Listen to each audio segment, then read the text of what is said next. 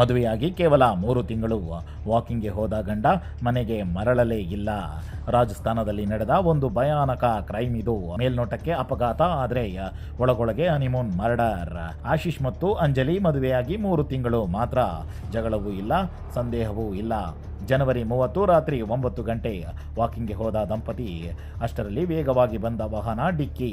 ಆಶೀಶ್ ಸ್ಥಳದಲ್ಲೇ ಸಾವು.